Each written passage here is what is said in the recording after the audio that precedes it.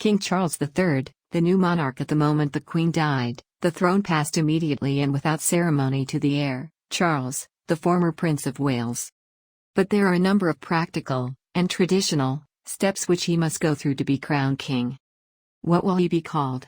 He will be known as King Charles III. That was the first decision of the new king's reign. He could have chosen from any of his four names, Charles, Philip, Arthur, George. He is not the only one who faces a change of title. Prince William and his wife Catherine are now titled Duke and Duchess of Cornwall and Cambridge, and the king has conferred on them the title of Prince and Princess of Wales. There is also a new title for Charles' wife, Camilla, who becomes the Queen Consort. Consort is the term used for the spouse of the monarch. Formal ceremonies. Charles was officially proclaimed king on the Saturday following the Queen's death. This event took place at St. James's Palace in London, in front of a ceremonial body known as the Accession Council.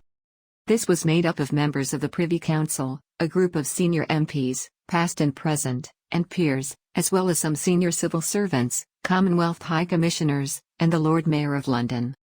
The Accession Council has two parts and King Charles was only present for the second.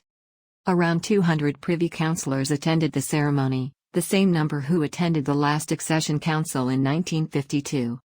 In the first part of the meeting, the death of Queen Elizabeth was announced by the Lord President of the Privy Council, currently Penny Mordaunt MP, and the proclamation was read aloud.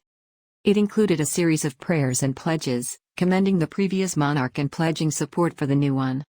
The proclamation was then signed by a number of senior figures including the Prime Minister, the Archbishop of Canterbury, and the Lord Chancellor. It was read aloud from a balcony above Friary Court in St. James's Palace, and for the first time since 1952, the national anthem was played with the words "God Save the King." The grand ceremony that announced Charles as new king.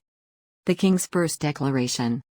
King Charles attended the second meeting of the Accession Council, along with the Privy Council.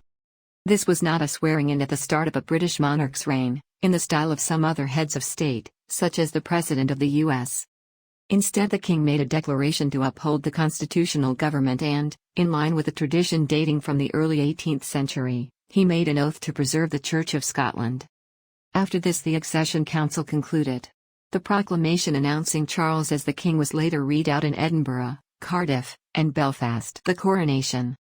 The symbolic high point of the accession will be the coronation, when Charles is formally crowned. Because of the preparation needed, the coronation is not likely to happen very soon after Charles's accession. Queen Elizabeth succeeded to the throne in February 1952, but was not crowned until June 1953. For the past 900 years the coronation has been held in Westminster Abbey. William the Conqueror was the first monarch to be crowned there, and Charles will be the 40th. It is an Anglican religious service, carried out by the Archbishop of Canterbury. At the climax of the ceremony, he will place St. Edward's crown on Charles's head, a solid gold crown, dating from 1661. This is the centerpiece of the crown jewels at the Tower of London, and is only worn by the monarch at the moment of coronation itself, not least because it weighs a hefty 2.23 kilograms, almost 5 pounds. Unlike royal weddings, the coronation is a state occasion. The government pays for it, and ultimately decides the guest list. There will be music, readings and the ritual of anointing the new monarch, using oils of orange, roses, cinnamon, musk and ambergris. The new king will take the coronation oath in front of the watching world. During this elaborate ceremony he will receive the orb and scepter as symbols of his new role, and the Archbishop of Canterbury will place the solid gold crown on his head. Head of the Commonwealth.